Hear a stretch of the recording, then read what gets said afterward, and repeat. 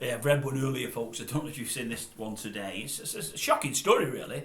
Guy called Benjamin Atkins and his other half, Debbie Pereira. He's 49, she's 39. I think they had a cash converters shop, someone down south. Was it down south? Yeah, down south, yeah.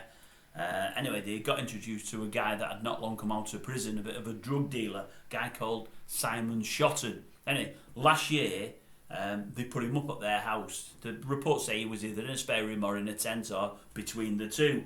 And for that, he furnished them with drugs. He met him in a cash converter shop where he bought a mobile phone, I believe. And anyway, they realised he dealt in drugs and they liked the old stuff themselves.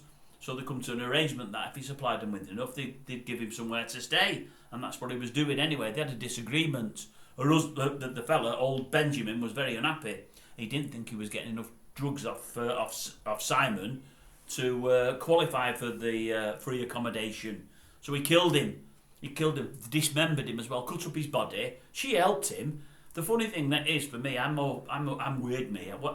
I make my mind up on what I see, and I know you shouldn't do that. I've looked at the pictures of them both. They just look like normal people. Mind you, probably many mass killers from years gone by look like normal people, but they're not. They've obviously got some problems up there. Anyway, they look really normal, these two. She does particularly. I mean, she's a good-looking young girl. I mean, does look in the picture I've seen it, where it might be one of these that's all doctored. I bet when we see her in court, she looks nothing like that.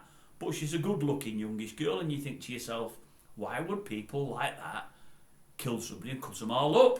Anyway, they're that clever, these two. They've been in the back of a meat wagon and they're talking to one another. They don't realise they're being recorded. You know, the two people they've got in court that have been tried for it as we speak, I think. And he's saying to her, I do wish should I tell them when they question me? Should I tell them that I boiled his head and ate his cheeks? If I tell them that, maybe I'll get away with it, or maybe I'll only go to a hospital rather than a prison. She said, well, I don't know. And she's saying, are you glad you did it? He said, oh, yeah. He said, and I'd do it again. He said, he was robbing us. And anyway, she's sort of saying, so do you admit you've done it? She's sort of trying to hang him up a bit, although she doesn't know she's being recorded. But she's saying at the same time, they've took swabs from underneath my fingernails. The fella said, you've used loads of bleach. Everything will come away. Don't you worry about it. You'll be fine. So obviously, she's admitted to it as well. They've done it together. And you look at it and you think to yourself, firstly, how could you do that to another human being for whatever the reason? But also, how could you be stupid enough to have these conversations where you could be taped? Absolute madness. They'll get the book through at them. They'll be in there for a long, long time. And I don't think they'll be eating human remains. I think it'll be bread and water for them for the foreseeable.